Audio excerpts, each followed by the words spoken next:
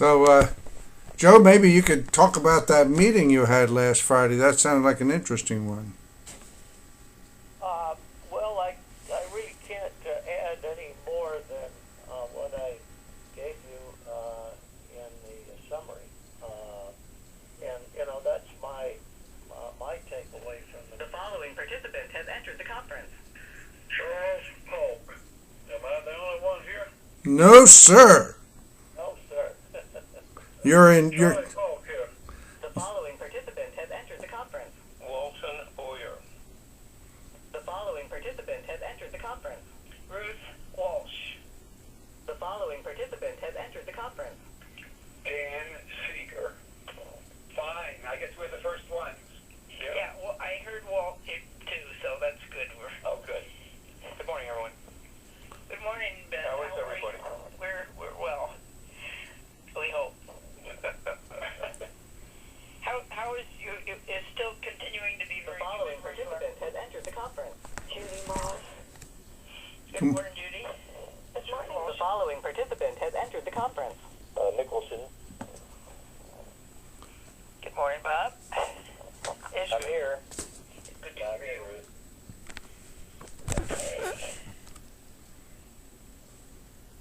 So we have Walsh, Boyer, Seeger, Bennett, Moss, and Nicholson. Well, incoming Walton and Napier. Yeah, I got Bennett. Yeah. Yeah, I think we have everybody except Marlene and Ron. Yep. 1, 2, 3, 4. And Polk. Charlie's here. Charlie's here. Okay.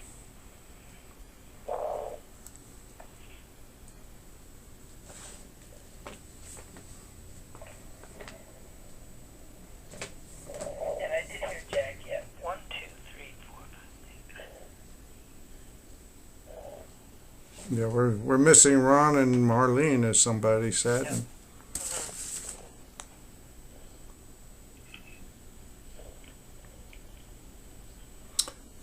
Oh, and Joe.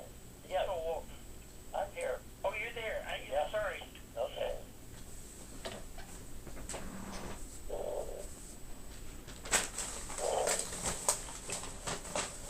Okay, well, we're just gonna proceed on this 11 o'clock.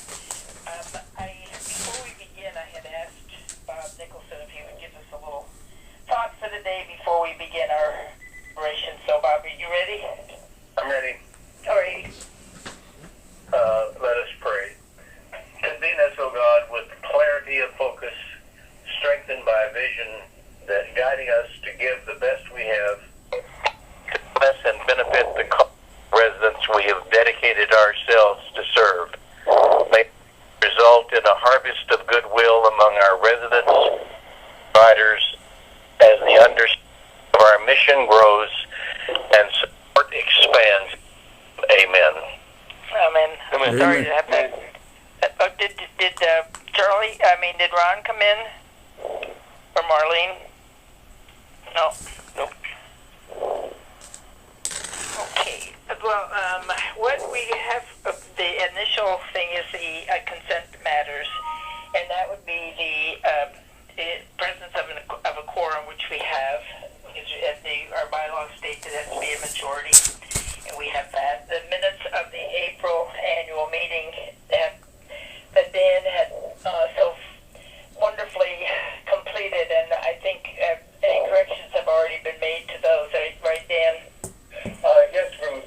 What happened was I circulated the draft, and then I got responses from people, and then I circulated a second draft with the corrections redlined. Right. And those were drafts both for the annual meeting and for the meeting of the Board of Directors. Good. And most of the corrections were in the nature of refinements of fact. There were no really substantive corrections, and I didn't have any sort of dissent from the corrections that were circulated. So I think with the corrections, the minutes are ready to be approved. Alrighty, wonderful. Then the financial report. Joe, is that all set now? Yes, I circulated the financial report on July 11th, and that's $5 of this year, and then the historic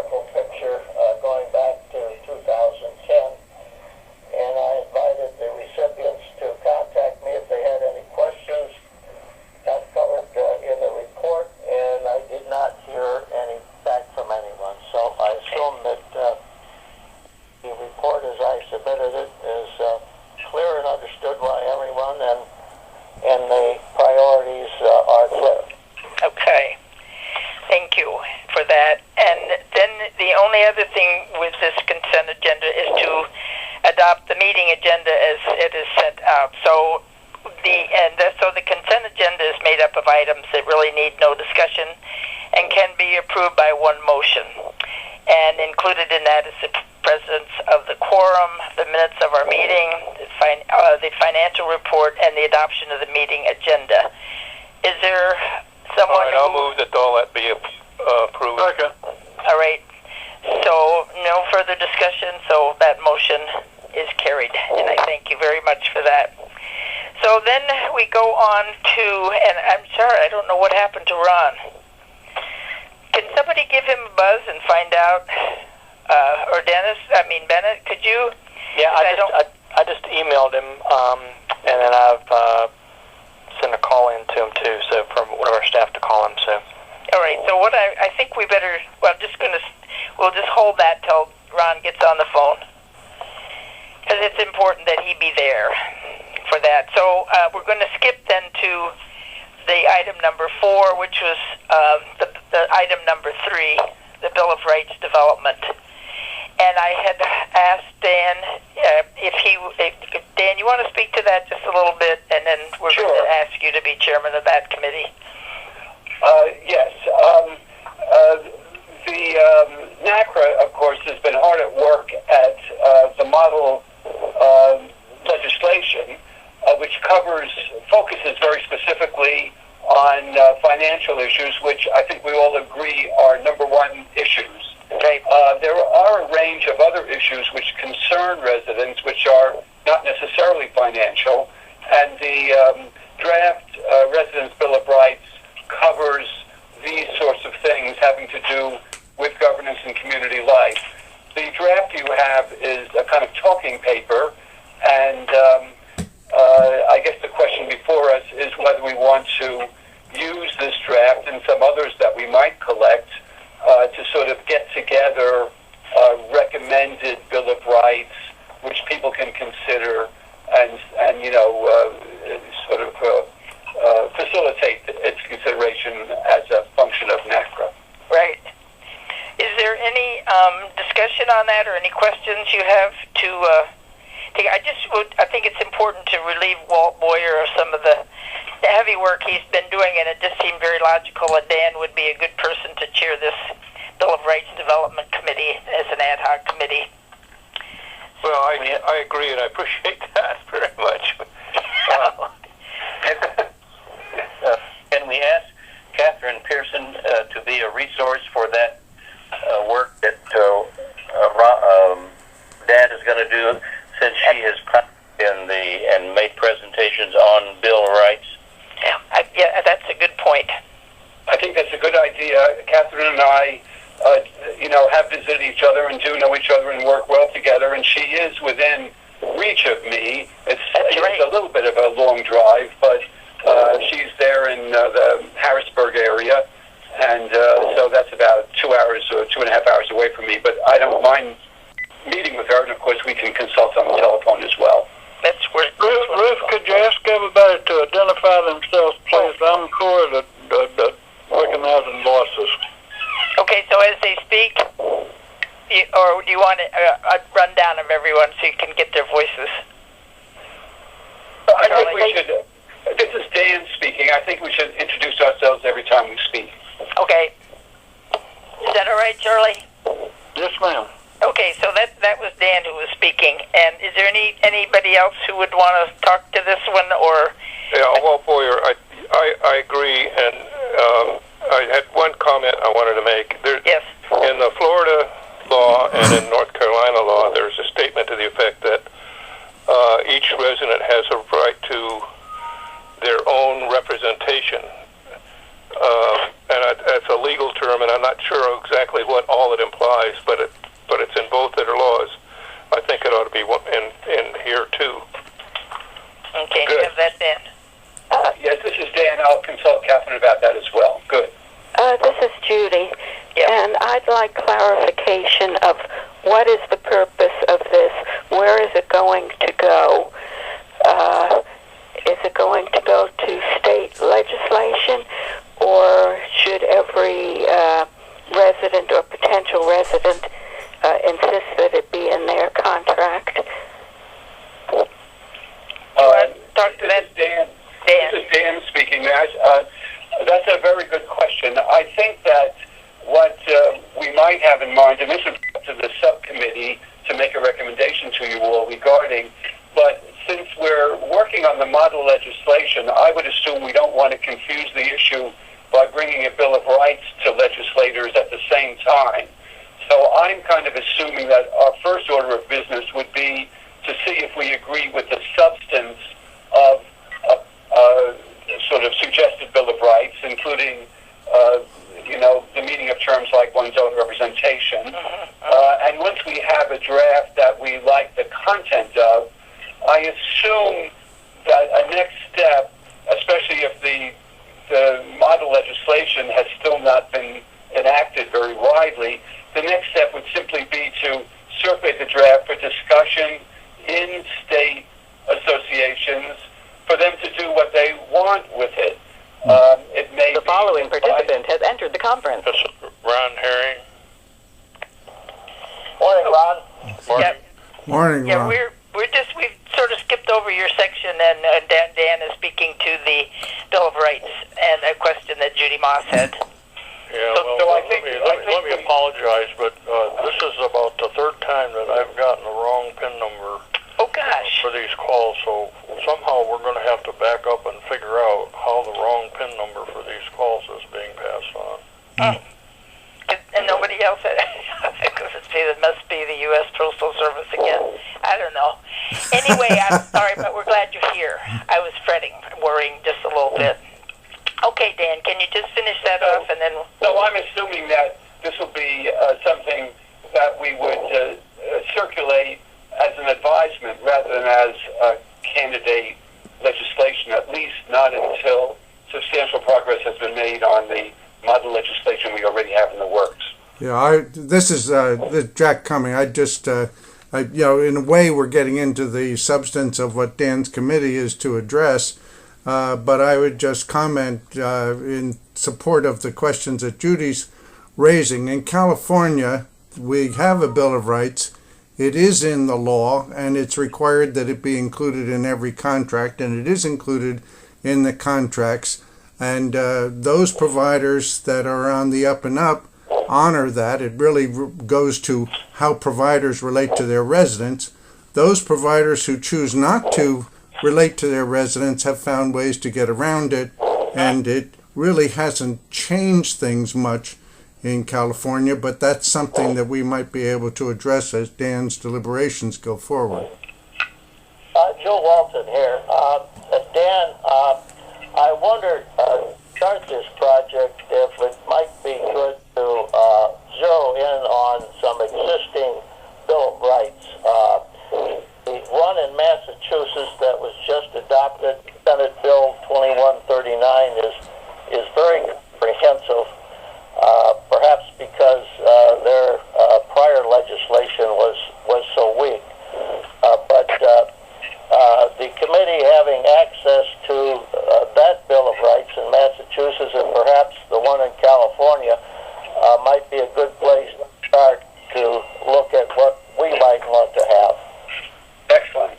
Okay, that sounds wonderful. And I'll circulate that Senate 2139, the Massachusetts Bill of Rights. Everyone, if you don't already have it, I'll circulate that to the entire group. thank you. That's wonderful, Joe. And Bob, all right, Bob. Nicholson. One thing that comes to mind in doing member development out the none zone is to have Dan's committee do a synopsis of what is that now in states vis-a-vis bill rights.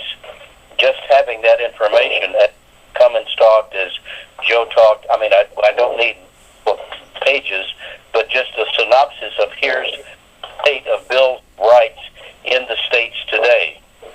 Good. That's a good thought. Very great. That's a good thought.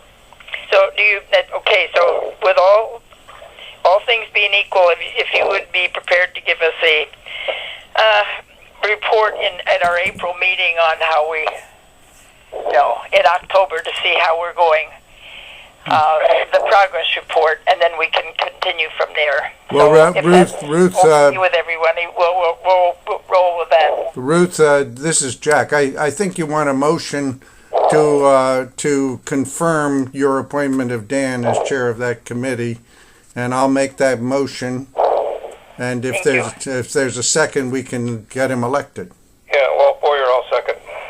Thank you. I am the motion to include Catherine Pearson as a liaison to the committee. That's excellent. Good thought. Is there any other? So the motion stand. Dan, did you get that down? Anyways, Yes, Dan Seeger. I have it. All right. But I guess what I don't have is how do I get the subcommittee? Well, actually, you utilize the people that are closest at hand, or those who could assist you. I Okay, think we're all ready to help. And then you can certainly. So any suggestions anybody has, and Joe Walton, that's your ideas were really great on Massachusetts and California. So, but anything you need for help, just yell, Dan. Thank you very much. Great. All right. Is there any other discussion, or are we ready for the vote? Is there all approved? Please say aye. Aye. Any dissenters? Thank you. And then, so we're ready to go on that. Thank you so much. So we're going to go back now to the agenda item having to do with membership plan and financial resource development. And I know that Bennett has been working with Ron, and Ron with Charlie, and everybody has been with Jack. So, Ron, I'm going to give it to you, and then you go from there. Okay, I have a question first. Yes. We come through item 1 on the agenda through the consent and then down Yes. to the Bill of Yes. Rights, and we're now backing up to 2. Is that Exactly. what we're at on the agenda? Exactly. Okay. Well, I apologize for being late, but as I said, this is I think the time that I've wound up with the wrong PIN number, and we need to, for Bennett, I guess we need to back up and find out where this strange number has erupted from, and have to trace it back so that this. I don't know why it's only happening to me. Of course, lots of things have only happened to me and Steve, so maybe that's just the environment I live in. Well, it happened to me as well. So, it's just one of those things. I don't know how we can get that imprinted someplace so we know those numbers. Well, it's like a lot of other things. Once you get in your system, you tend to keep repeating. After the call today, I'll circulate to the board the actual PDF that has the call-in number. That way, that's what people should use from here on out, so people don't cut and paste the numbers where they get transposed. Yeah. This will be a PDF that actually has it black and white, so that will always be your number, no matter what. Somehow, everybody's got to run a copy of that and put it in the front of your notebook or somewhere, so we will have that close at hand. I did a bit of a scramble today to find that number as well. So. Okay, I'm ready to move. Okay. All right. So I'm here with the board. With the question that I began raising some time ago as I watched the conversations move around in NaCCRA among board members on this question of membership, and I always tied the membership question with the pressing fiscal issues that NaCCRA faces. I came up with 5 talking points, and I'll share them with you quickly. First of all, it seemed to me that we charged ourselves in NaCCRA with moving to the next level. But what I found missing, and maybe it's me, but I found missing what that meant. In other words, some specifics that what we needed to do to arrive at the next level. And maybe that's because I'm the new kid on the block, but that was an impression I had looking at all the materials that I had. The second one, the financial status, the second talking point, financial status of NaCCRA is pretty dire.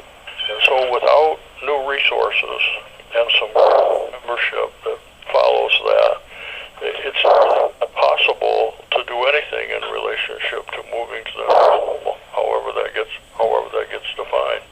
So it has to be dealt with. The third talking point was, as I looked at all the effort that has been put on the agenda with success, that the strategy for us to already accomplish that is there. And then I asked myself, what are the risks? And I couldn't basically find any. So there is an urgency to get on with it.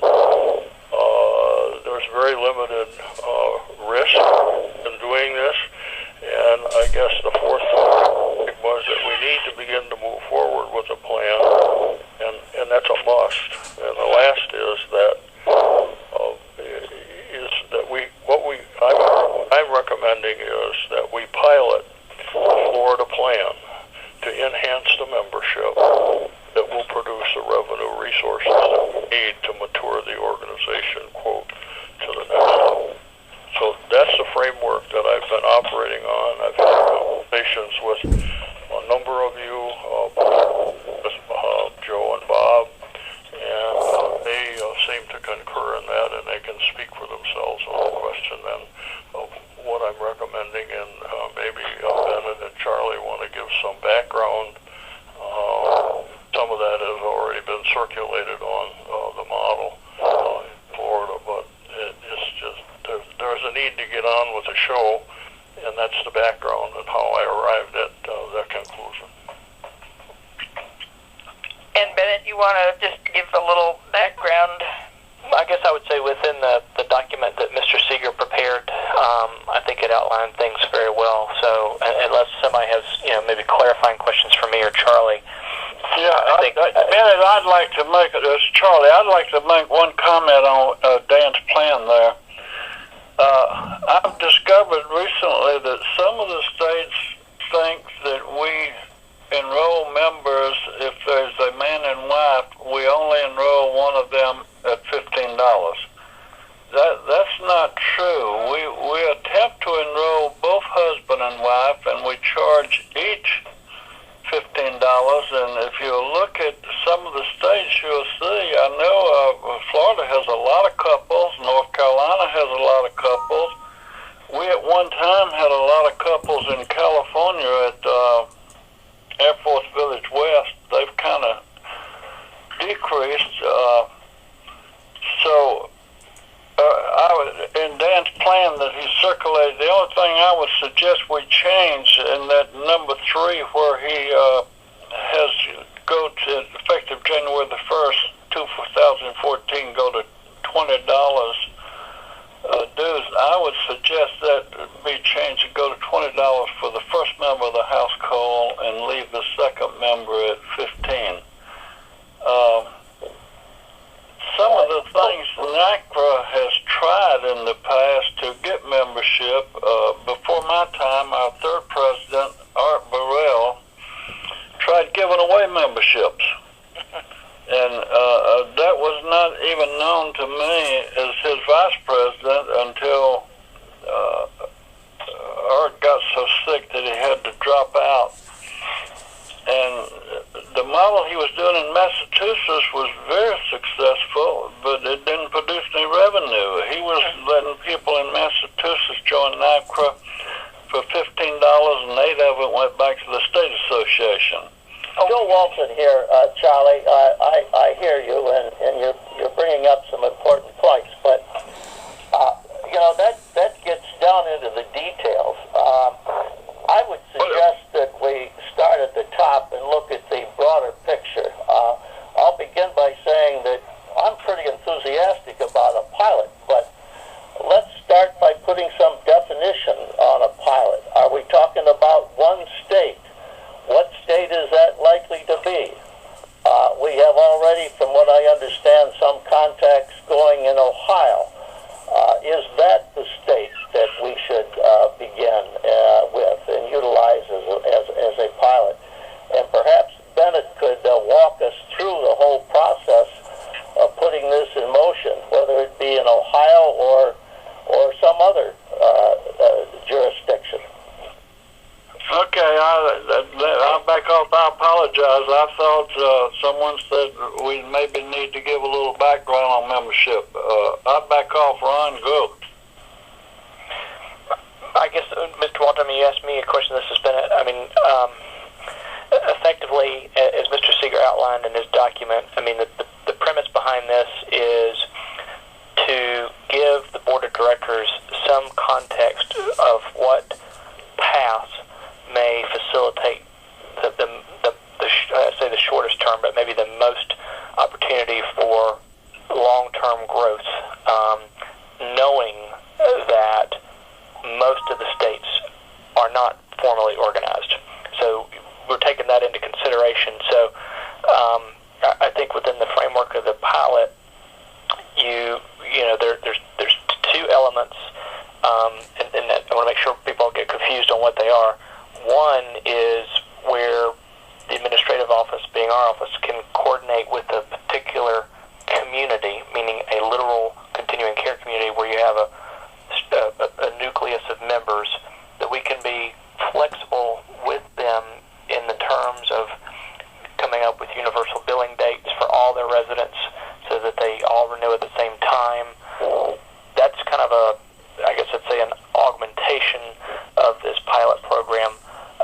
But the more pervasive one that relates to recruitment is, creating a mechanism whereby if the state association, you use Ohio as an example, isn't organized, but there's a nucleus of people that want to build some localized infrastructure and grassroots network.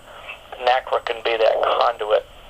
And so we give them, a mechanism where we can provide them some residual revenue back at the local level so they can actually do something. And two, we give them a house, a physical house where, they can rely on through NaCCRA as an affiliate, if you will, to do certain services and things like that.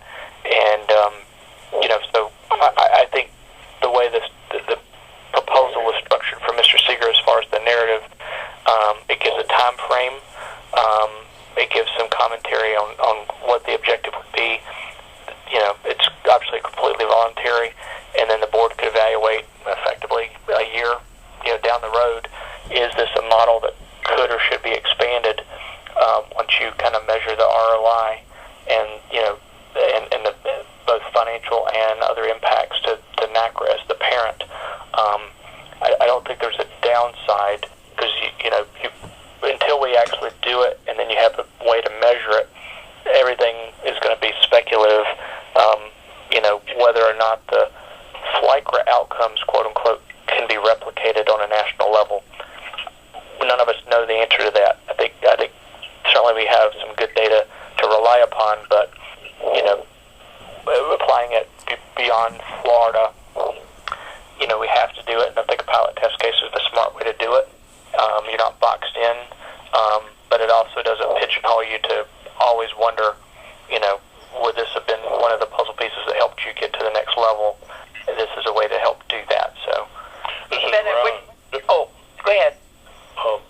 Let me make an observation about piloting.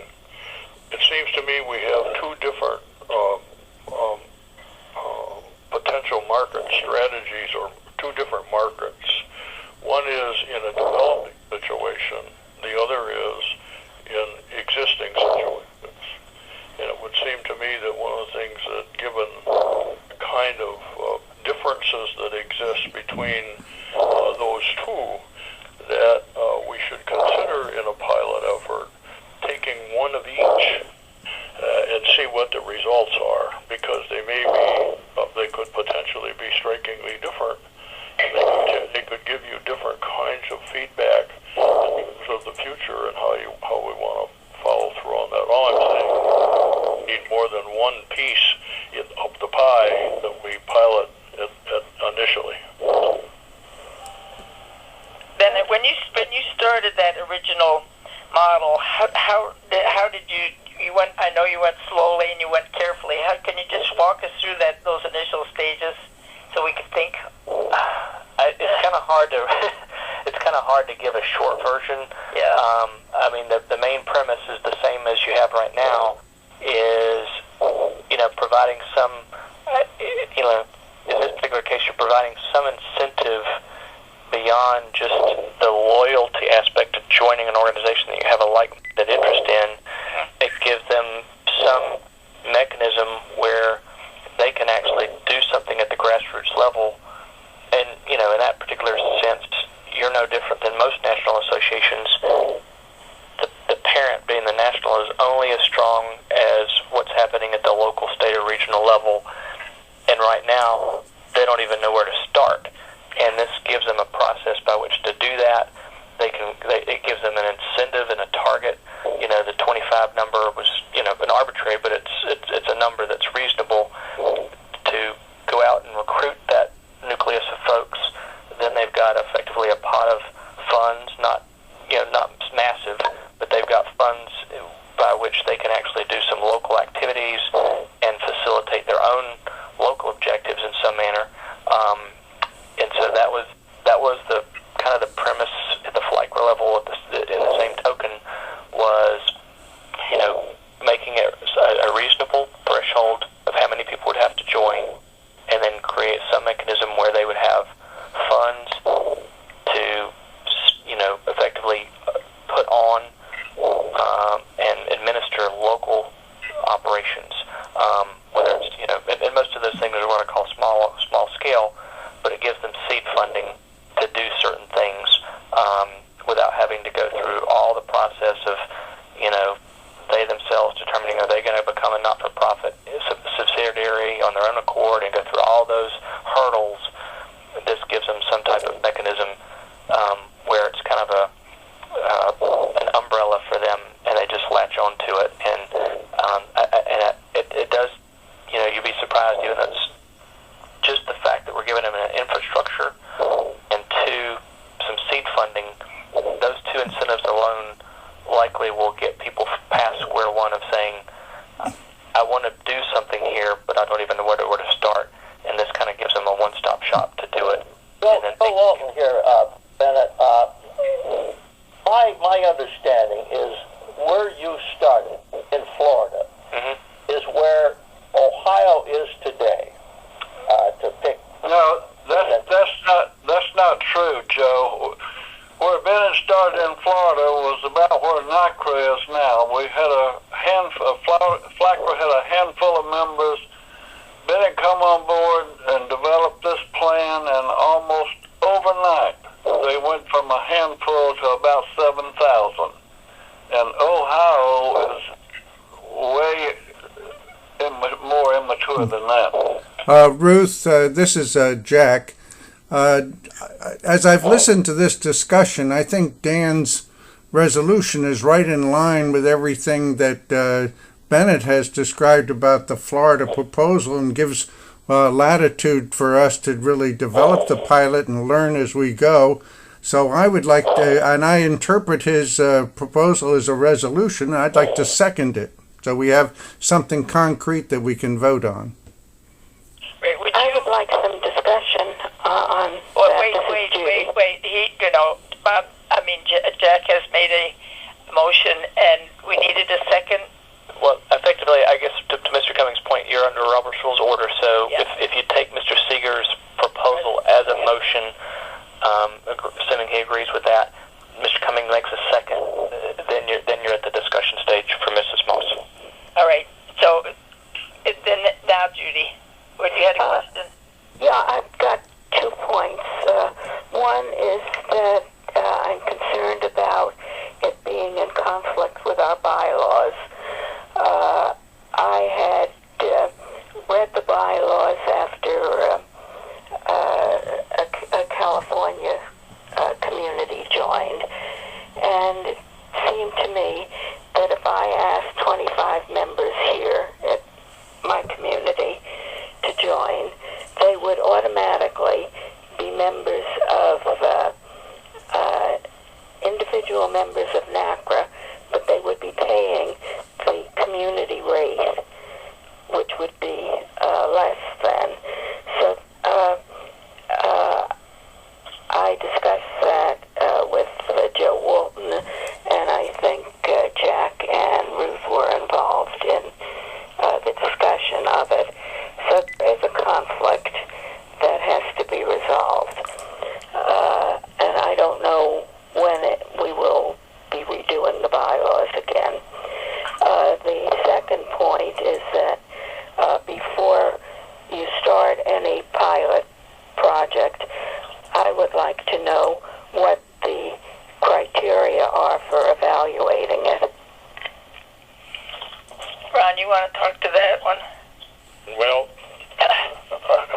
I think the people in Florida that have put this together and worked with it are in the best position to make judgments about gathering the data that would give us some indicators. My concern was that we have some targets. In other words, to frame it a little bit differently, if I'm going to move to the next level, quote unquote, and I'm in a position where I'm struggling with the revenue available to the organization to do that, the first question I'm going to ask myself in terms of metrics from this pilot is what kind of increase in revenue do we anticipate in order to keep ourselves from going underwater? Exactly. That's one metric. That's how I would judge it. And there are probably several other things. How are the logistics of how Florida and Bennett and his shop, how did the logistics work? And you pick out what are the key issues there. And then you can follow them, and you can say, well, it worked this way or that way. So how did the logistics and the administration of it work? How much did it produce the money that we've identified that we need to have in order to keep from going underwater and so forth? And I think Bennett and his shop are in the best position to do that. Bennett, do you have anything to add at that point? Not to Mr. Herring's point, I need clarification on Mrs. Moss's point as it relates to the bylaws, because what she brought up is not necessarily related to the current proposal. But I think maybe the board needs to talk about that, because that continues to come up in terms of the reference to community associations, and I don't know if we need to put that to bed, because I know clearly that, Yeah, and I just have the bylaws right here. Jack, you want to talk while I fumble? Could I just make a comment as someone who has recently joined the ranks here? I think we are confusing people, if I'm going to speak straight. We're confusing people, and I see this at the local level as well. Maybe we put too much in bylaws.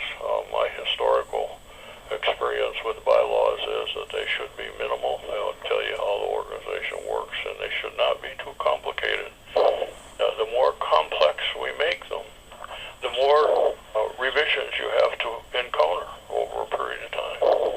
So I'm of a mind that maybe at some point in the future we sit down and ask ourselves, what do we want the bylaws to do, and how is the best way to structure, quote, membership? And my personal perspective at this point is that we get too much detail, and we make it very, very complicated, and people can't understand it. And that same issue came up in a VACRA meeting here just a week ago, where people were just shaking their heads. They couldn't track it. It was too complicated for them. So, for whatever that's worth in the discussion.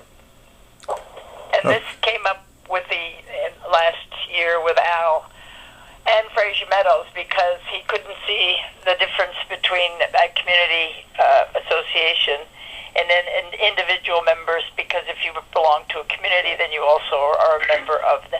So I know it gets very, very confusing, and yet as I'm looking at the membership bylaws, Article 3, individuals who are residents of CCRCs may become individual members, or you can become a supportive member. Then they're talking to the state association in Article 4, and then so the communities become a part of NaCCRA, as well as the state association becoming part. So, at clarification, maybe that has to happen, Ron. I don't know how better to say it, but what do you say, Jack? Have you got any input on that, please? I do. That was included, that was grandfathered in, because the organization began with an attempt to create an association that would link state associations. That model did not succeed. The state associations didn't support it in the way that we had hoped, but we still grandfathered that in, and it has caused confusion. as Judy has pointed out and as Al LeBlanc, when you get a community membership, that doesn't make the individual members of that community members.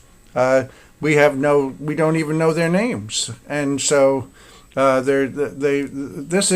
to be an association of dues paying individuals, or it will have no credibility in the halls of government. So I think that we're moving in the right direction. We're probably in a transition stage at this point. It's unfortunate that there's been that confusion, and if this pilot works, we may want to decide to replace the community membership option with the chapter membership, but let's see how it goes. We're entering into a pilot, and we don't know what the outcome will be. There are some people who support the idea. There are some people who are have misgivings. Let's see how it goes. Okay, any other? Joe Yeah. Walton here. Yeah. Ron has made the point that we're really talking about two markets. One is a development market, and the other one are the existing markets. Can't we put aside for a moment the existing markets and just focus on developing markets and a pilot in a developing market in that context? Can we take Dan's paper and all that he said there and think about a pilot that is a development model, be it Ohio or some other state where the conditions are present that it makes it an attractive place to try a pilot? Would you want, is there any further discussion on that? Well, since I suggested it, I Yeah. probably do have further discussion on All it. right.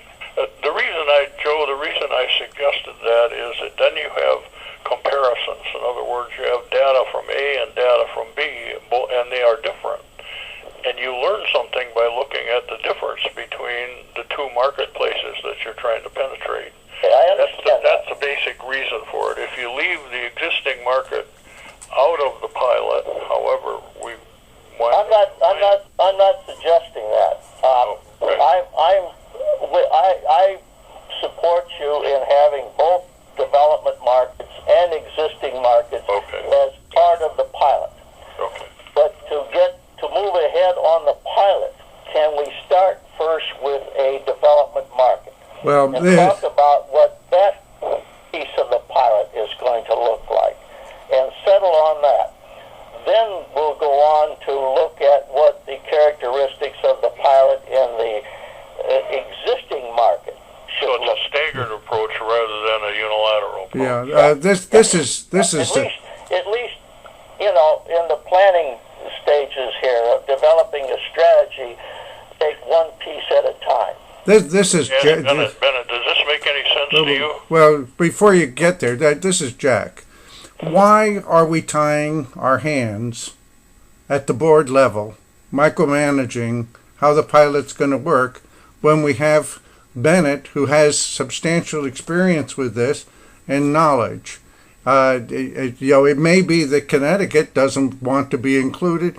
There's no reason. It's purely voluntary, so they're not included. They can opt out. So I don't understand why we would want to revise anything at the board level to micromanage this and to tie the hands of those state associations that might have an interest.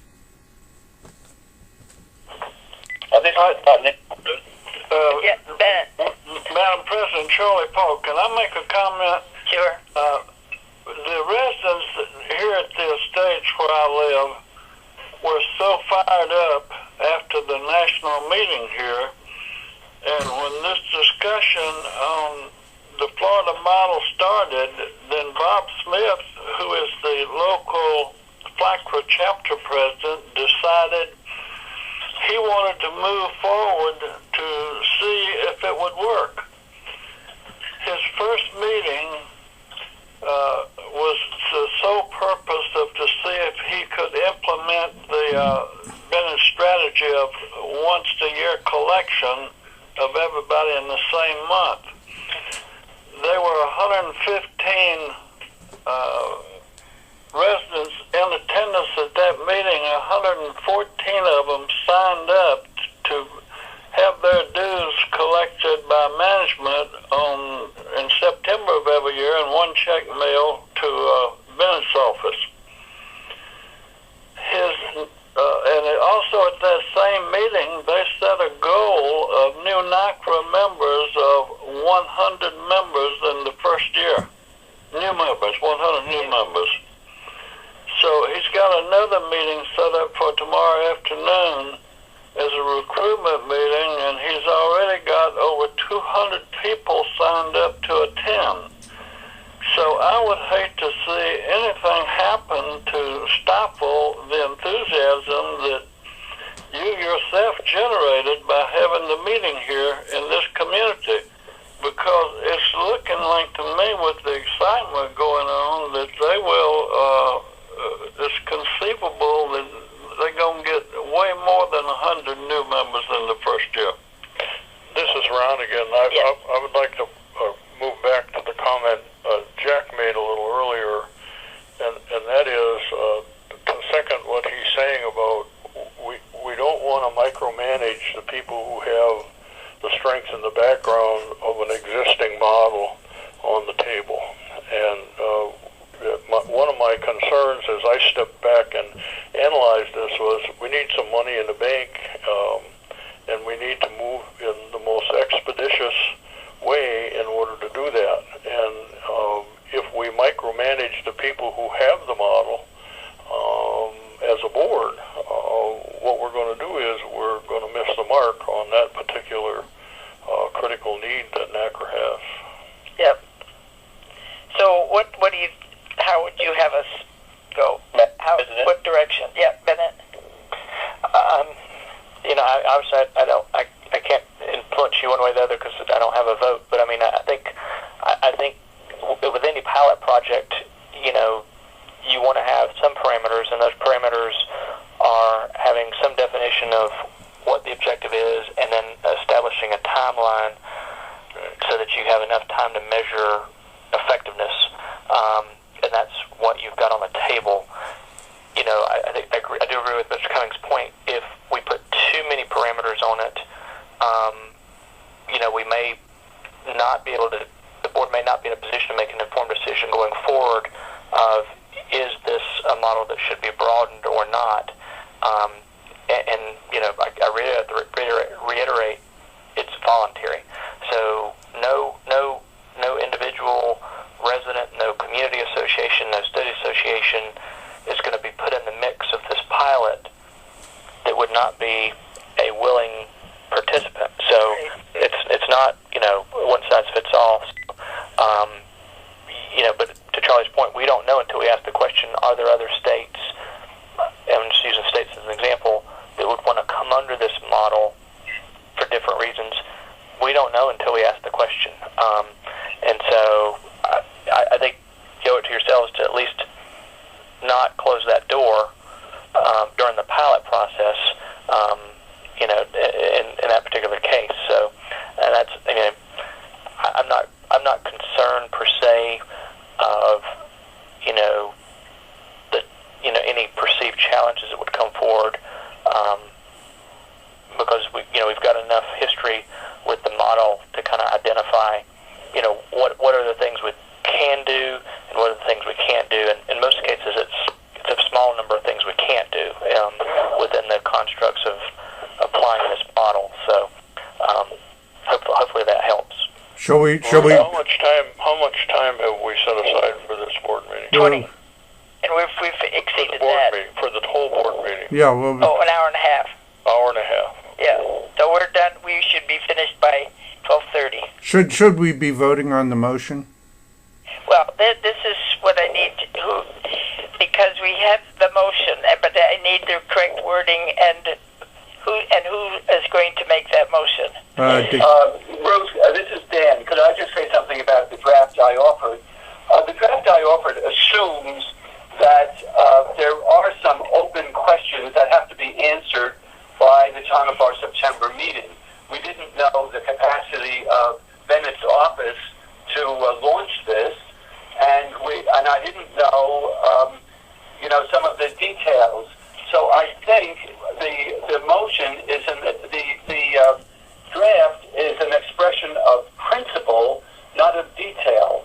And I think if we can vote the motion, it will follow that we'll have to come back in September with metrics about what will be, how we will evaluate progress, and we'll have to come back with certain details. I do think Charlie Polk's question about whether we're charging $15 for an individual or $15 for a couple or $20 for the first person and $15 for the second. I think it's true. The board doesn't want to micromanage that, but we have to have an answer to that. And that should not be done by this huge group. It's got to be in a smaller group to consider. And I can't find that motion that you made, and I'm looking through all my papers.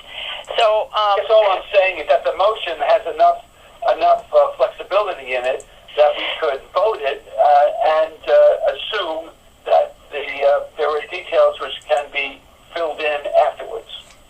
All right, I now have it. I found it. Has everyone?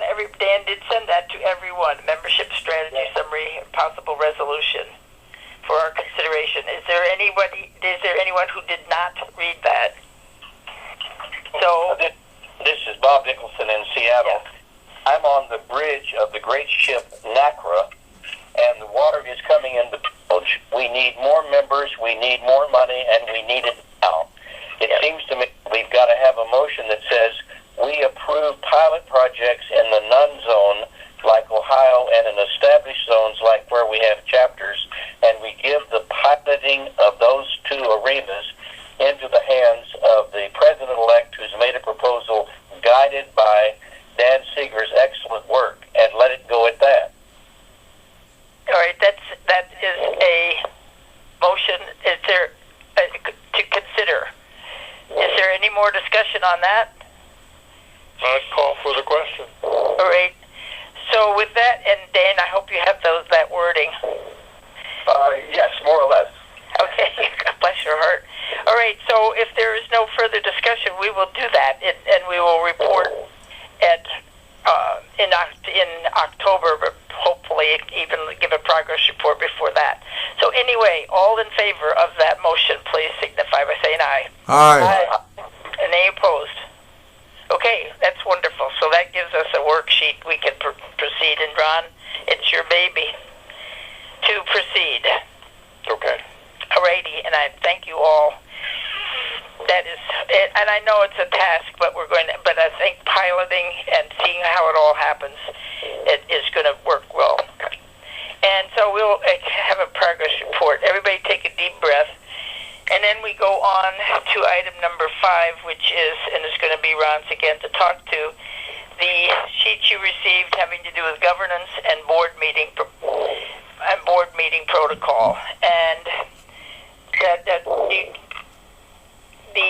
the thing that Ron sent is a proposed bylaw, our board meeting protocol expectations and meeting frequently. We know we cannot afford, I hate that word, but we cannot afford to meet together 3 or 4 times a year. So this way we're going to have to do the electronic means and the phone conferences and whatever else we can come up with to do this. Ron, would you speak any further to this proposal? No, I think you summarized it pretty well. I mean, and everybody has the document. I think it's just open for discussion in terms of any particular nuancing questions to the proposal, and then adopt a proposal to begin to follow that kind of a protocol in terms of board meetings. One of the things that concerned me, and I expressed it kind of right in the beginning, is that we're kind of in a box because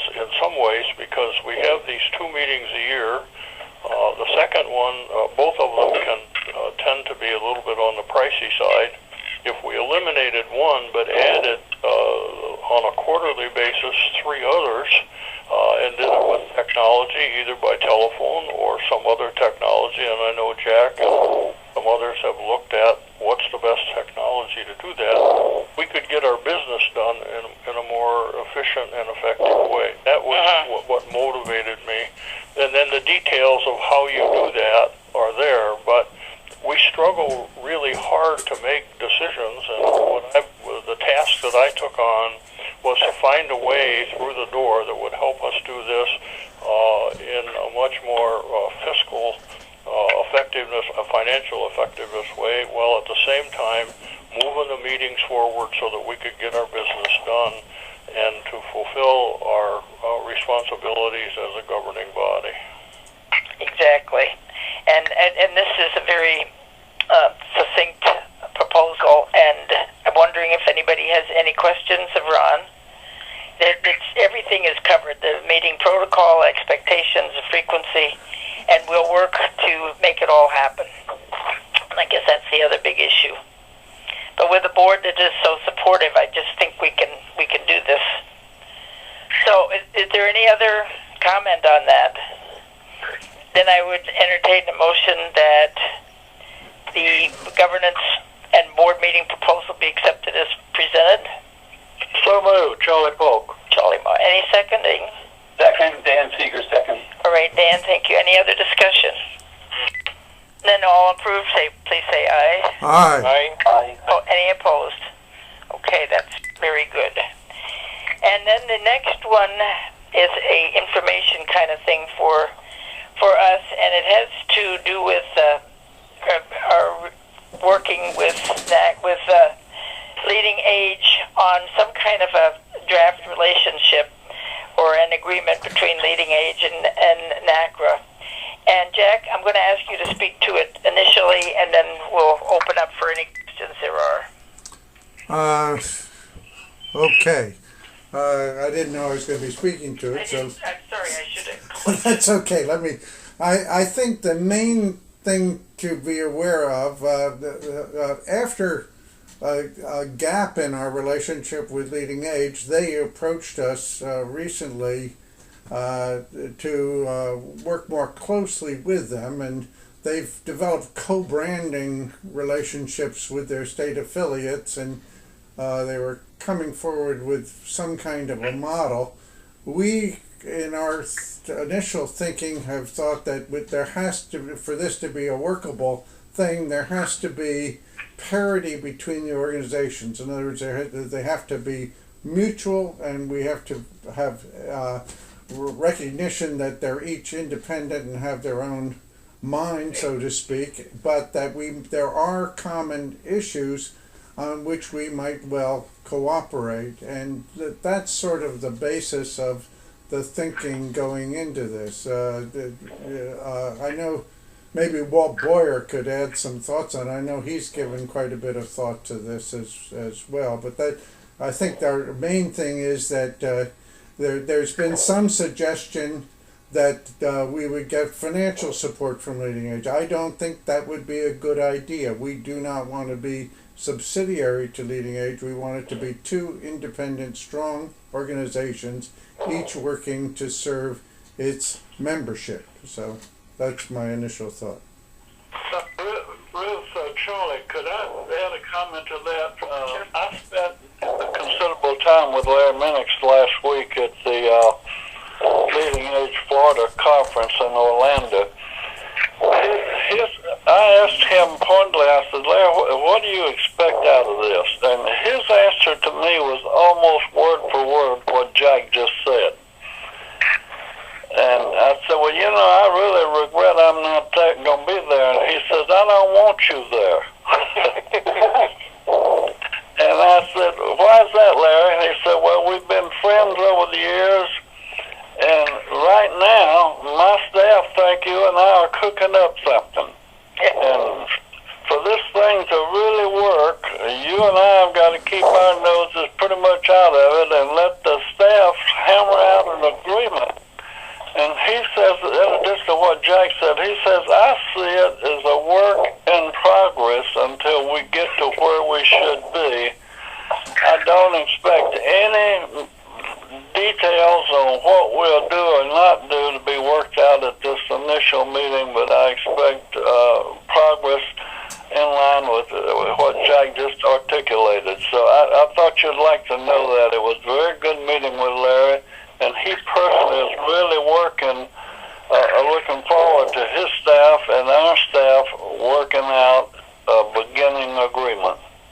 Thank you. That's good news. And just for everybody else's information, our small little ad hoc committee consisting of Walt, Ron, Jack Cumming, Jack Nicholson, and me will be meeting on the 8th of August down at Leading Age in Washington for a day-long meeting. I guess we're going to start about 10 o'clock and finish off by 4, and we're hoping to be able to report to you all what has happened and what the progress is. I did forward to you all a draft relationship form or set that we have been that we will be talking to, and then it's just simply to see how it all works out, how we can work to our advantage. And I know, as Jack Nicholson said, membership is crucial, but we don't want to be captive to Leading Age. We want to continue to be an independent, totally independent body with not responsible to any other organization at this point. So we're hard. So I think there's all kinds of good things that are going to happen, I hope, but we sure will keep you informed. Yeah, I'd like to make a comment also. Yes. I think it's a very good thing. We need to be careful about the independence part, because there may be 80% of the activity between us that we agree on, but there will be another 20% or so, and I'm just guessing numbers there, that we disagree on. A good example of some of the things that we might disagree on have to do with the model laws. Some of them, I'm sure they will say are great. Others they may be a little bit concerned about and not want to entertain right away. We need to be able to maintain our independence and allow them to maintain their independence with it. I would comment also here in North Carolina, although our relationship with Leading Age of North Carolina is still very I shouldn't say tenuous, it's still very informal. It has worked out extremely well this last 3 months in our fight with the North Carolina legislature over the tax situation. The North Carolina, if you've been reading the Wall Street Journal, you know that North Carolina has had a major evolution in its tax laws this year. And there were bills proposed to impose property taxes and sales taxes and rent taxes and other taxes on not-for-profit organizations in the state. We raised ourselves up and fought against them. The Leading Age people helped us quite a bit in communications effort, making sure everyone got the word. And we wrote literally hundreds of letters, emails, and phone calls to the state legislature over this issue. Just this last week, on the 17th of July, the final law was passed, and we came out clean. None of what was proposed was passed. So I think that relationship between us worked extremely well, and in cases like that, I think a relationship between NaCCRA and Leading Age can also work extremely well. But there will be things that we need to maintain our independence on. And that's This is Ron. I would just like to second that in terms of what I've been hearing as I've had conversations in the states that I've had conversations with around this question of the role of state presidents. They are seeing the same thing that Walt just articulated, and the same thing that Jack articulated. You need to maintain your identity and your independence to act differently than Leading Age might act, and vice versa. But there is great power in the collaborative initiatives that can be created by some arrangement or some agreement, formal arrangement where we can work together. It's going to be a matter of hammering out where the chaff and where the wheat are located, agreeing to what that looks like, and then moving forward. They have the capacity in terms of a collaborative partner that it will take NaCCRA 20 years to develop. And people are impressed by that, and they are impressed by the sincerity of Leading Age when they come in to provide assistance and support on issues that are directly on the agenda of NaCCRA. Ruth, this is Jack. Bob Nicholson has asked to be included in the committee, and we haven't heard from him this morning. I'd like to hear what Bob expects to have happen in the meeting on August 8th, and I know Dan Seeger also has some strong feelings about it. Well, I think, want to hear from me? Yeah. Yes.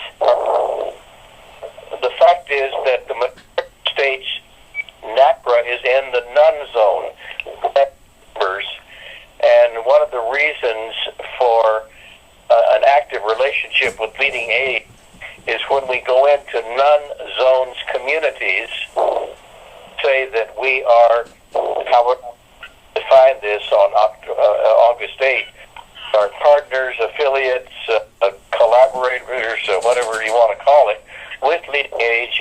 They respect us, an independent voice of residents, and they are happy to have us in that role and commend the communities, both resident and provider leader, that open a door for us to discuss how we can organize NaCCRA chapter communities. Okay, Dan, did you want to say anything more? The only thing that I'm concerned about, people have already spoken to. It's very important that we maintain our independence. Absolutely. And not sort of be sort of absorbed. And I'm a little worried about the sort of mouse and elephant dimensions of this collaboration. Whether a mouse can collaborate with an elephant without being stepped on is very difficult. However, I feel comfortable with the draft that's been circulated and with the idea that we're going to be collaborating on ad hoc specific cases rather than forming some kind of marriage, which I think would be really not so good. And that's crucial. You know, when you think about it, Leading Age has been very, very good to us and with us, particularly as the fact that we are residents, that we can attend their conferences at no charge, and they have gifted us the exhibition booth. So they have asked nothing of us but to listen, and that's what we're going to do when we get to Washington. And we're going to see. This is Ron. Let me make another comment on this and use an example. There are going to be times as we move forward into the future when we're going to want to be together. Leading Age and NaCCRA are going to be want to be together, and probably the most outstanding example we have is the one that Walt just articulated in North Carolina. And they need us and we need them. And when it comes to legislators, I had the experience one time in Virginia, and this was in the child welfare system, but I gave some testimony before a Senate committee, and the chair looked down at me and he said to me, Mr. Herring, who do you represent? And I was nonplussed. I couldn't answer his question other than the articulation that I gave him. And that inspired me to organize people so that on common issues they could speak together. Right. And I can tell you that changed the world in Virginia in the child welfare system. This is Judy, and I've got a question and a comment. All right. The question is in the very beginning, where it says the welfare of residents and of all aging Americans. Is NaCCRA involved in, and want to be involved in the question of all aging Americans? That is a tremendous role, and much more than a CCRC.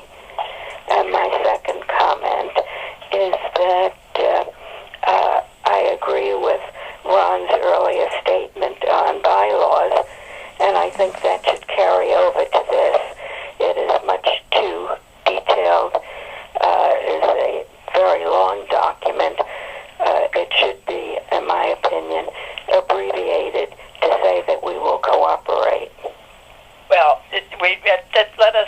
how it works when we have our conference in Washington, and we will certainly keep everybody informed. But we just felt it was very important for us to state our reasoning, and so we're going to go forward. We're very positive, but I think it's important that we maintain our integrity as an organization and not be beholden.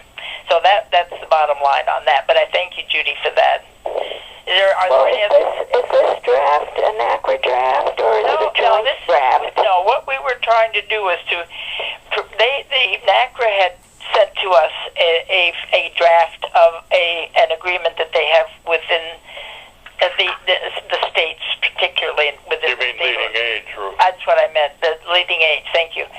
And so we felt that it was very, very important for us to not counter, but at least make our feelings very, very upfront. And so that's where we're going to go, with an open mind at this point, and we will see what happens. Well, I think hope that's condense it considerably. Well, it will be, but for the initial discussions, we had to do it this way. But we're going to keep you all really well informed, and we'll see what happens. But think about us and pray for us on the 8th, because it's really important that this work. And so but we will keep you all informed. And will you speak to my point? Do we represent problems of all aging Americans, or are we limited to CCRCs? Well, we will find out, and we'll discuss that within our group. But it's very important. We're not the Lone Ranger in the aging department, and so we're just going to take a look at all of the needs of all, and so we will sure do that.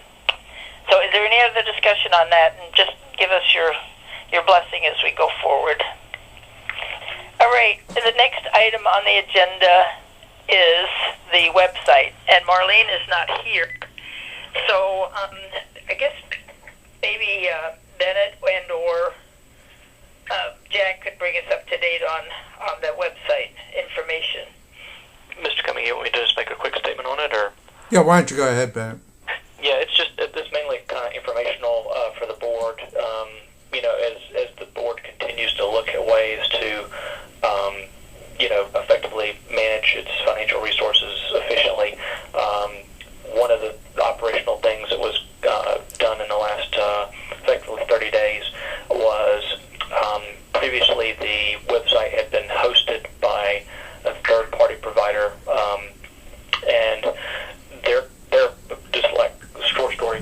Their company has grown, and they tend not to take on smaller association websites, which NaCCRA is still at this point a small website. So their annualized fees had to some extent kind of outgrown NaCCRA, and so what we've done is effectively transitioned the domain itself.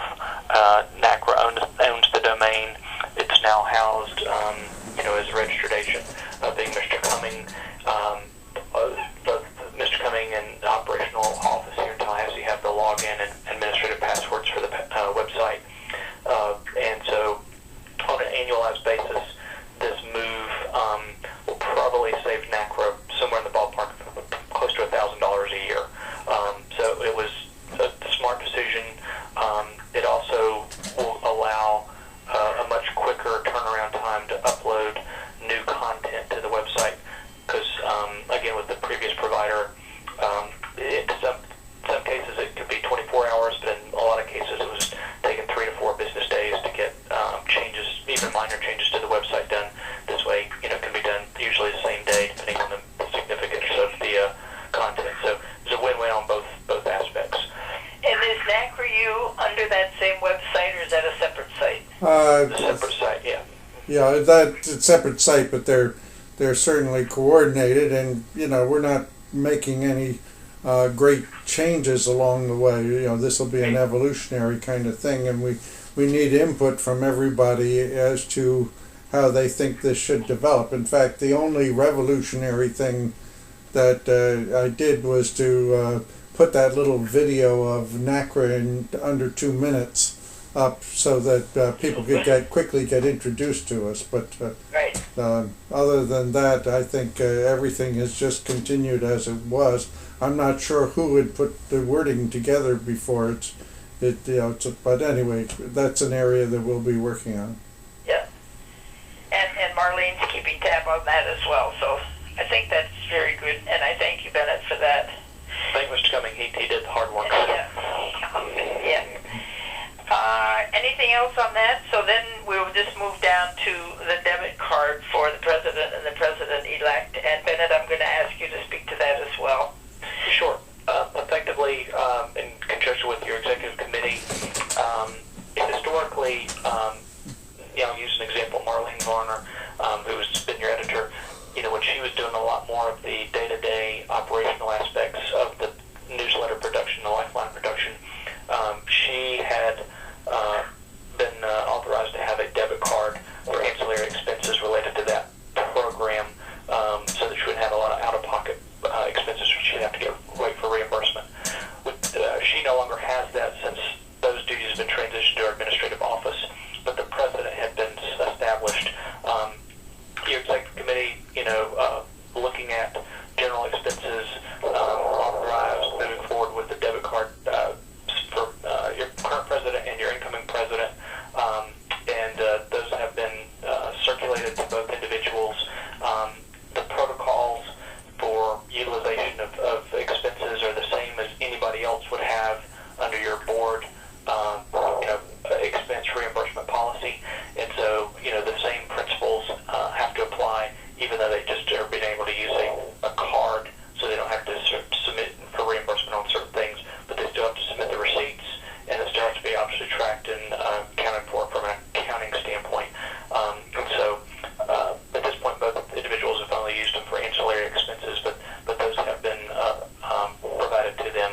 And going forward, as leaders transition to those roles, unless the board chooses to do something different, the president would be established for them to going forward to have similar access to those types of cards. Bennett, what is the limit on the card? Each of the cards has effectively a automatic threshold of 1,000. So that anything above that, you could get authorization to go beyond that, but that's the kind of the cutoff, if you will, and that mitigates any going over the overall budget aspect, but also protecting any fraud or anything like that. But those protocols are already in place, working with SunTrust as the financial institution as well. Okay, this is Dan, for the protection of Ruth and Ron, who reviews the bills and authorizes the payments? At this point, they haven't had any, so that we don't have there's no history on this particular scenario, but they would turn it in just as they do now. If there's a board reimbursement, a lot of times those come to the treasurer first, and then they come to us for payment. Sometimes they come to us direct for payment with the receipts, and then we provide a general ledger to the treasurer showing any payables that are coming due. And we would work with the treasurer, with Joe Walton, on that. Yeah, Well. in all of this, there's two parties that review these expenses, office and then the treasurer. okay. This is Jack. I'd like to make a motion that we ratify the action in issuing these cards. Second. Second by Judy Moss. Any further discussion? Then all in favor, please say aye. Aye. Opposed? Okay, that is passed, and we thank you very, very much for that. And now the next item has to do with Ron and the work that he's doing to try to establish for us some protocols and procedures, policies and procedures manual, so that we can keep the bylaws simple, and then anything truly that needs to be changed will be done through the policies and procedures, so that way we won't have to amend the bylaws every time you turn around. And so Ron has been working very diligently with a lady who had worked with him in his other job. And so Ron, you want to speak to that? It's an expense that we need to have taken care of.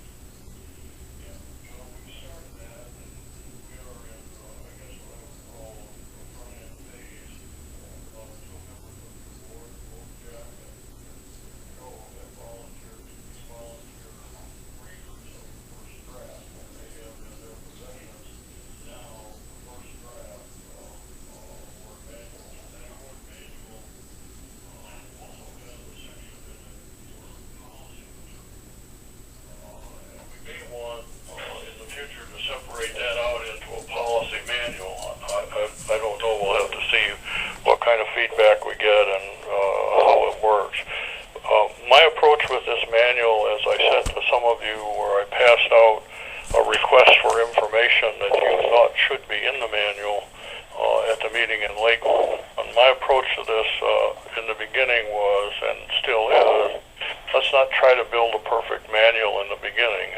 These things, they can change rather quickly, and sometimes the changes are changes that can take a lot of time, because often changes in board manuals and some of the content requires board action. And so, going back to the previous discussions we've had about governance and having more meetings here, you can get this stuff done. So we're trying to play with this and experiment with it. The plan as it currently stands is when we get back, Barbara was my former executive assistant, and she's pretty sharp with this stuff. And so I went to her, and she's retired also, and I said, "You want to buy some new shoes?"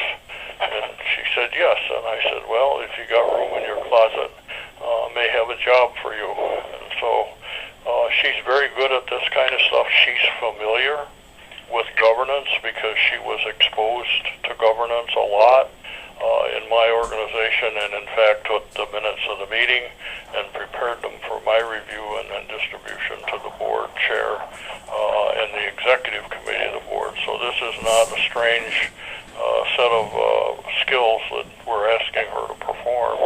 She's good at it, and I appreciate the opportunity to use her. The estimate that we're looking at is from start to finish, deliverable that would come to you at the October meeting in Dallas. The estimate is that it would cost in the neighborhood of about $2,000. We have already spent, in the first getting to the draft stage, we've spent $450, and that includes her time plus printing time. You can't do this kind of printing on your home computer, so we're taking it to one of the big box stores that you're familiar with called Staples, and they have a pretty good system for cranking out a dozen or so things like manuals. And when we reach that point in development, that's where we'll take it. I'm hoping to hit that target, and then what we will do is I'll have them shipped to me, and then I will distribute them to you at the October meeting. This is Dan. For the minutes, could I have Barbara's last name? Barbara is Mitchell, Mitchell, Mitchell, Barbara Mitchell. Thank you. And could you just repeat for me the name of the two volunteer readers? I'm sorry, I didn't even get it. Joe and Jack. Joe and Jack. Thank you. Joe Walton, yeah. Joe Walton. Ryan Charles Paul. Question. Was there a consideration given to, instead of hiring an external person, letting Bennett's office do this and reimburse them for it, since they are doing most of our work now? To my knowledge, no. Yeah, just for some context, Charlie, I mean, this has been we did share some examples of board handbooks and some policy and procedure documents of organizations that I work with currently. So that helped mitigate, some of the expense, because we had some templates in conjunction with what Mr. Herring had already too. So, but I think it's fine with this particular case. To certainly one, because of the efficiency of Mr. Herring working with somebody he's directly worked with in that capacity before, probably to some extent may reduce the cost, for the deliverable. Yeah, the other thing that bothers me, this is the first I've heard of it, and I hate to see expenditure of NaCCRA money without all board members not knowing about it in advance. We talked about this at the meeting at the Carpenters, and it's something that was so essential. We decided and shared with everybody the fact that it's very tedious and very cumbersome to have to amend the bylaws every time some change occurs, and it's much easier to make the general bylaws as Bennett suggested, and then the technical issues through the policies and procedures, which are much easier to correct or redo. So that was the action that was taken then, and so this is just a follow-up on the work that we had approved in April. And I really don't have any problem with the work that's being done, but I don't recollect the board voting to hire a person to do it. Ruth, this is Jack, if I could just point in. Yeah. There's a restricted donation this year. Unfortunately, it's been booked as if it were in the general operating funds. It's not. It's a restricted donation, and that restricted donation extends to cover this. So, in effect, this comes out of earmarked funds and not out of the general operating expenses of NaCCRA, assuming that the CPA firm that does the accounting is able to handle a restricted account. So that's not a problem for funding. Right. It's not out of operations. Yep. Could I say, this is Dan. I appreciate the point that this is a restricted donation, but I also think it's important that the board vote on the use of restricted donations. We may get restricted donations which have restrictions that we don't like and don't want to use. So the principle, I just want to be sure that we don't believe that because someone gives a restricted donation to NaCCRA, an action can be taken without the board's approval. Well, we have not yet approved this, so that's where we're at right about this point. So what I was hoping the chair would entertain a motion that President-elect Ron Herring is authorized to incur expenses up to $2,000 from a restricted donation to facilitate administrative activities falling within the development of the policies and procedures manual. Second, Bob Nicholson, second, in light of the action at Lakeland that this finance is something we have approved to. Yep. So if there is no further discussion, then all in favor, please say aye. Aye. Aye. Opposed? Thank you.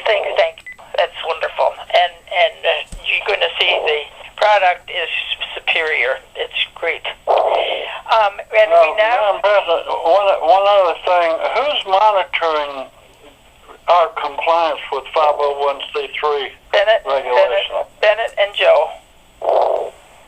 So I think we're okay. Yeah. Well, you're getting in shady grounds, I'll tell you that. Well, Bennett is our monitor, and Joe is our monitor. So that just doesn't have, that's not a problem, I don't think. Madam President, Ms. Boyer, Yeah. I'd like to know what way we're getting shady with 501c3. Yep. Well, to start with, you're spending money without board awareness of it, and you're accepting restricted donations, and there's some very detailed IRS regulations on both of these items. Okay. Well, all right. Well, let us investigate that, and because these donations were, restricted only in the fact that this is where the person who donated it wanted the money to be able to be assigned. This is Ron. Bennett, do you have any reflection on whether or not we're walking a fine line with IRS? I've been reluctant to say anything because we're at 12:29 as far as your time frame. I certainly don't feel any concern relative to anything that's been conducted thus far that would, be of alarm to the designation. I think clearly the board probably should talk in October, to Mr. Seeger's point, have some framework, and this could be encompassed in the policy and procedure handbook. When you get a restricted donation or one is offered, what's the protocol going forward for board sign-off? Because the previous contributions from your generous contributor were not necessarily restricted. The one that came in this year, which was $15,000, it was earmarked for specific ability for NaCCRA to utilize paid individuals or organizations to help facilitate a scope of work. And so that's the first time your board's ever been faced with that type of element to the contribution. So I do think you need to talk about it, but I don't have any concern whatsoever that you've put yourself in a bad position from a designation standpoint. Well, for Joe Walton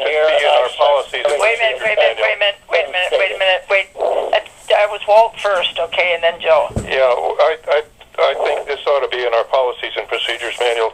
It's been some time since I've looked at the IRS regulations, but my recollection is that they apply mostly to political issues and advocacy of political issues and candidates. So I think we're probably okay, but it ought to be checked. Alrighty. All right, that's good. And Joe? I agree with Walt, and nothing that has transpired so causes me any concern. But Good. we should look at the question that Dan raised. Alrighty, that's good. And we will have that as an agenda item at our October meeting. And it is now 12:32 or so. And the only other thing is, in the agenda item or whatever, the handouts, there's one on the NaCCRA meeting, and I can resend it to you all so you can take a look at whatever there is there. But in the meantime, we were wondering about the possibility of one more telephone conference, like about the 22nd of August, to touch base on what's happened from Twix now and then, and bring everybody up to date with where we're going come October. Is that a possibility for everybody? Yes, but not at 8 o'clock in the morning. Well, it's a matter of Eastern time and Standard Time, and we could do a 12 o'clock. That would make it 9 o'clock for you in California. But is that a good time? Thursday the 22nd. Can you mention it's Thursday the 22nd? Okay. Thursday the 22nd at it would be noon Eastern time, which would be 9 o'clock California time. Is that an okay? It would have to be afternoon. This Walt Boyer. It would have to be afternoon for me. I'm committed in the morning. All right. What time is good for you then? Probably 1 or 1:30. Okay, so if we did that, and it would not have to be a lengthy conference. I think we could do what we need to do in an hour. So how about 1:30 on Thursday the 22nd of August? Is that all right? Thursday, Yep. 22nd of September. No, August. Oh, Thursday, 22nd of August. Yeah. So that would make us. That will give us any time for everything and update and see where we're at and what we need to add to the agenda when we meet in October. Okay. All right. Fall after the leading age. Pardon? What? Does that date fall after the leading age meeting? Yes. And so what we're going to do is we'll bring you all up to date with everything that's happened, and then we'll work also with the with the meeting that we schedule for Saturday night, the 26th, I think it is, of October. So I think we'll be in pretty good shape. So the next meeting by telephone conference call is Thursday, the 22nd of August at what time? 1:30. 1:30 p.m. 1:30 Eastern time. Which will make it what, Judy? 10:30 for you. 10:30. Okay. Is that better? Okay. Okay. So anything else? Yes. Yes. You have one more item on your agenda, and that's the conversations that have been initiated with to consider a Council of State Chapter. Yes, and that did not go out in a handout because I got it from Ron after.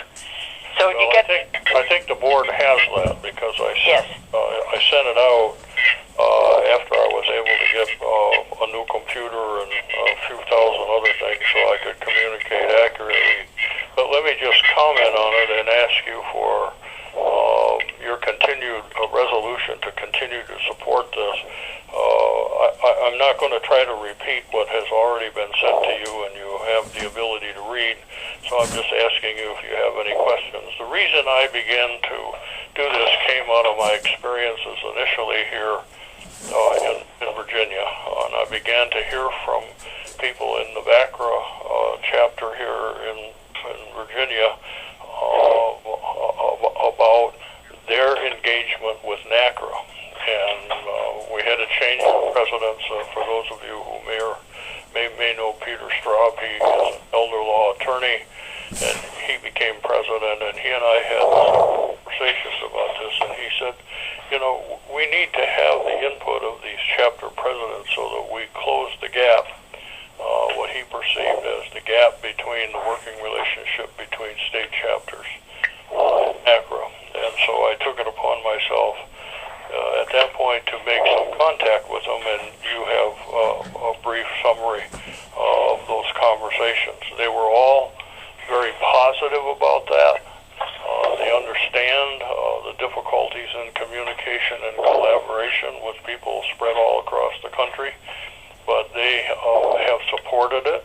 And I guess all I'm asking you for at this point is a resolution to support the continued exploration and development of that. What I had laid out for you in the document of those conversations in terms of how to implement it, what we would do, and how we would do it, and it would be done again by telephone or other technology conferencing to close that communication, what is perceived as that communication and cooperation and collaboration relationship between state chapters and the NaCCRA at the national level.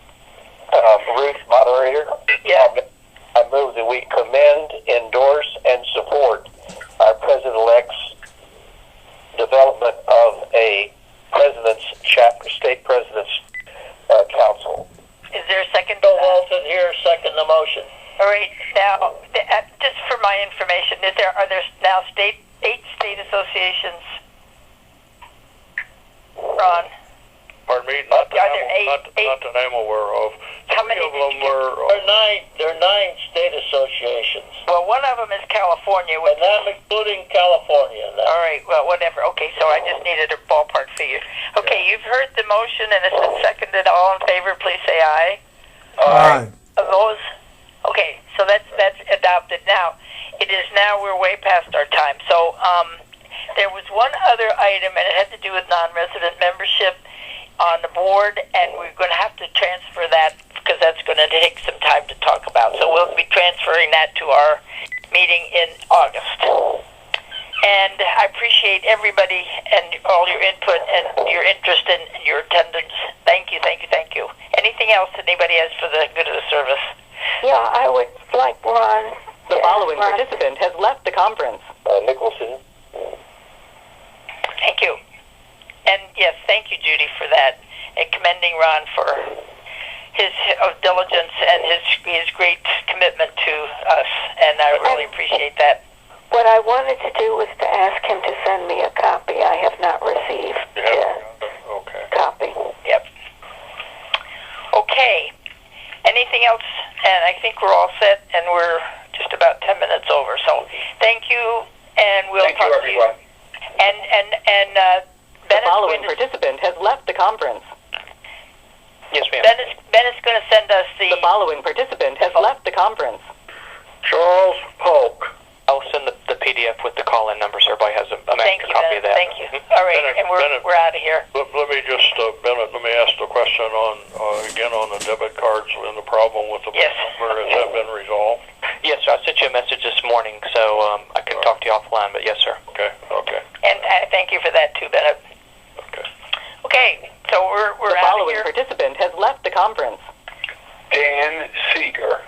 I The think you may following want to... participant has left the conference. Judy Moss. The following participant has left the conference. Walton Boyer. Okay, so I think we're in good shape for the shape we're in. Yes, very good talk today. Thank you. Thank you, and thank you, Ron. Bye-bye. And we're going to get that number, so the next time you're going to be The first following on. participant has left the conference. Ron Herring. Thank you, and I'm out The of following participant has left the conference. Bennett Napier. here. And I'm out of here too. Jack, you still on? I No, am. he left. All right. The Fine. following participant has left the conference. Ruth Walsh.